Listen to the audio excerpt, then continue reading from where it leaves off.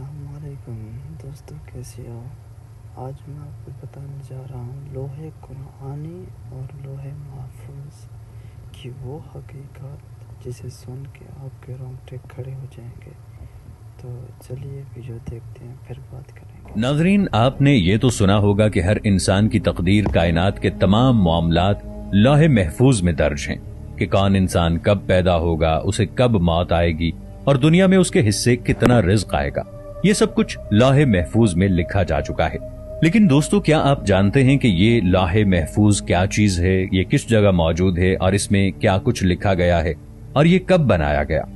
ناظرین، اگر آپ اس بارے میں نہیں جانتے تو ہماری آج کی ویڈیو اسی موضوع پر بنائی گئی ہے۔ ویڈیو انتہائی مفید معلومات پر مبنی ہے، اس لیے ویڈیو کو آخر تک ضرور دیکھیے گا۔ لوح محفوظ عربی زبان کا لفظ ہے۔ لوح عربی میں تختی کو کہتے ہیں۔ اس کو لوح محفوظ، کتاب مبین اور کتاب مکنون بھی کہا جاتا ہے۔ یہ کتاب چھپی ہوئی ہے اور شیاطین کی پہنچ سے بہت دور ہے۔ اس کتاب کی حفاظت اللہ تعالیٰ کے پاک فرشتے کرتے ہیں۔ شیاطین اس کتاب تک نہیں پہنچ سکتے۔ لوح محفوظ میں جو کچھ لکھا ہوا ہے وہ محفوظ ہے، یعنی اس کی حفاظت کی جاتی ہے اور اس میں کوئی تبدیلی نہیں کر سکتا۔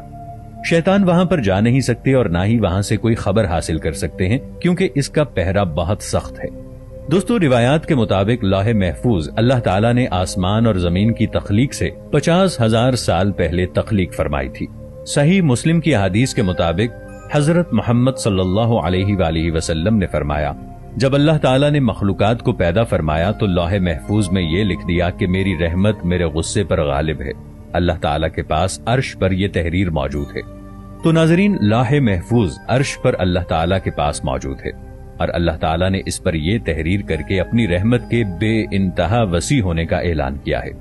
حضرت ابن عباس رضی اللہ تعالی عنہ سے روایت ہے کہ اللہ تعالیٰ نے لوح محفوظ میں سب سے پہلے یہ درج کیا کہ میں اللہ ہوں، میرے سوا کوئی عبادت کا مستحق نہیں۔ حضرت محمد صلی اللہ علیہ وآلہ وسلم اللہ تعالیٰ کے رسول ہیں۔ جس نے میرے فیصلے کو تسلیم کر لیا اور میری نازل کردہ مصیبت پر صبر کیا اور میری نعمتوں کا شکر ادا کیا تو میں نے اسے صدیق لکھا ہے اور میں اسے صدیقین کے ساتھ ہی اٹھاؤں گا۔ اور جس نے میرے فیصلے کو تسلیم نہیں کیا اور میری نازل کردہ مصیبت پر صبر نہ کیا اور میری نعمتوں کا شکر ادا نہ کیا تو میرے سوا جسے چاہے مرضی اپنا معبود بنا لے۔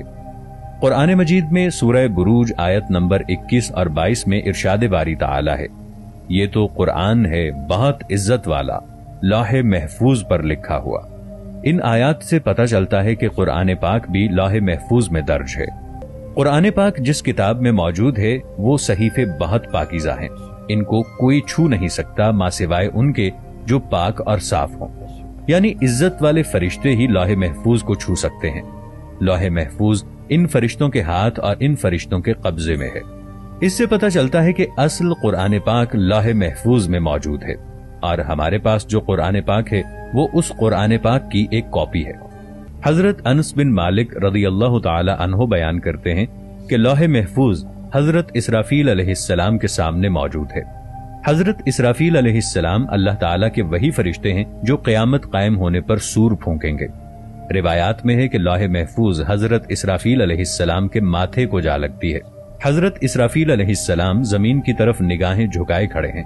جب لوح محفوظ ان کے ماتھے پر لکھی ہے تو وہ نظر جھکا کر اس کو دیکھتے ہیں۔ یہ لوح محفوظ جنوں، شیاطین اور ہر قسم کی بدی کی طاقتوں سے اتنی دور ہے کہ جس کا اندازہ بھی نہیں لگایا جا سکتا۔ لوح محفوظ میں موجود تقدیریں اور امور کائنات میں کس طرح نازل ہوتے ہیں؟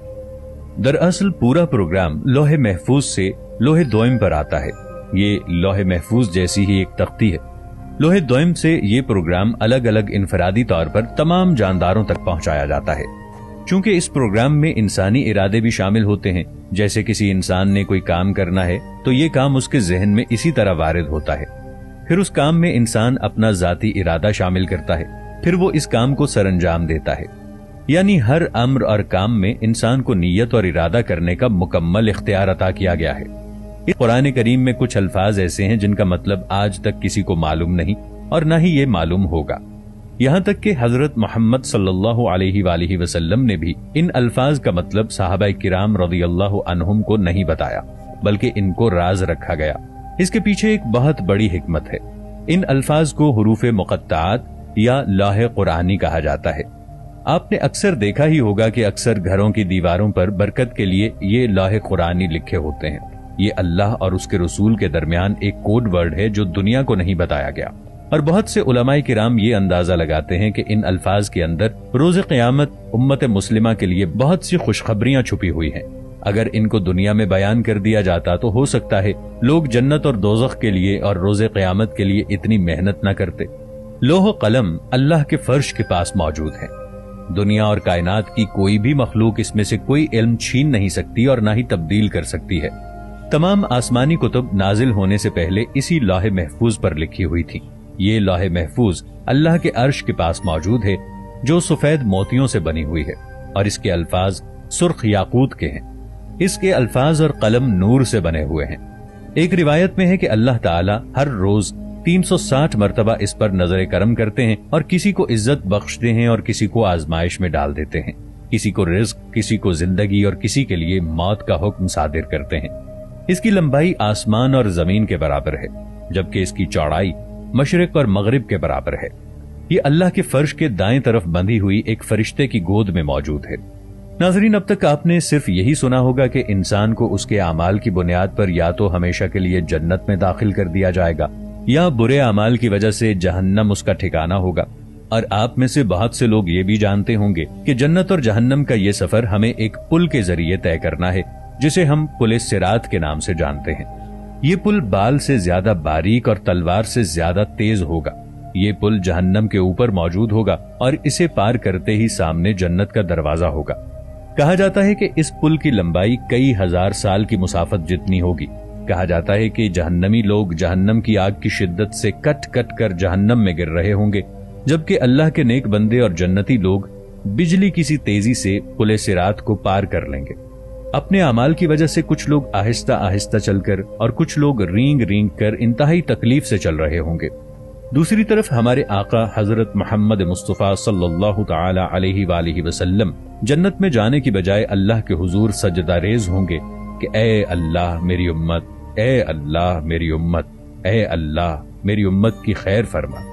ذرا تصور کیجئے وہ نبی رحمت للعالمین کہ جن کی گود میں کھیلنے والے ان کے نواسوں اور ان کے گھر والوں کو ذبح کر دیا گیا ہو، ان پر تشدد کیا گیا ہو، خود مسلمانوں نے ان پر طرح طرح کی تکالیف ڈھائی ہوں، وہ نبی زیر سجدہ آنسوؤں سے تر اللہ تعالیٰ سے عرض کر رہے ہیں اے اللہ میری امت، اے اللہ میری امت کی خیر کر دے۔ تو اللہ تعالیٰ تمام مسلمانوں کو جنت میں داخل کر دے گا، ماں سوائے ان کے جو خود جنت میں نہ جانا چاہتے ہوں گے، یعنی کفار اور مشرکین۔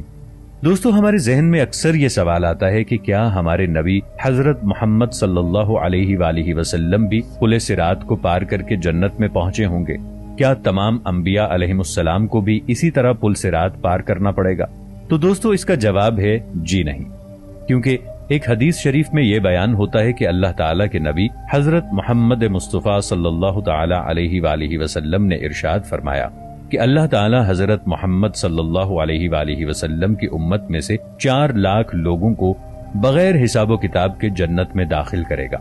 اب اس حدیث مبارکہ سے یہ ظاہر ہوتا ہے کہ حضرت محمد صلی اللہ علیہ وآلہ وسلم اور آپ کی امت میں سے تمام شہداء، آپ کے اہل بیت اور آپ صلی اللہ علیہ وآلہ وسلم کی تمام ازواج مطہرات اور اللہ تعالیٰ کے نیک بندے 4 لاکھ لوگوں میں شامل ہوں گے، جنہیں بنا کسی امتحان سے گزارے پل صراط سے پار کروا کے جنت کے دروازے تک پہنچا دیا جائے گا۔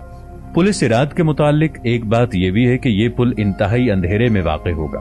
یہ جنت اور جہنم کے درمیان پہلے سے موجود نہیں ہوگا، بلکہ اسے اسی وقت لا کر رکھا جائے گا۔ جہنمی لوگ اپنے رشتہ داروں کو پل صراط کے اوپر سے کٹ کٹ کر اور تڑپ تڑپ کر گرتا ہوا اور مرتا ہوا دیکھیں گے، مگر کسی بھی شخص کو سوائے اپنی جان بچانے کے کسی دوسرے شخص کی کوئی پرواہ نہیں ہوگی۔ اللہ تعالیٰ سے یہی دعا ہے کہ اللہ تعالیٰ ہمیں پل صراط سے بآسانی گزرنے کی توفیق عطا فرمائے، اور لوح محفوظ میں ہماری یہ تقدیر لکھی جا چکی ہو کہ ہم جنت میں اپنے پیارے نبی حضرت محمد صلی اللہ علیہ وآلہ وسلم کے ساتھ ہوں۔ آمین۔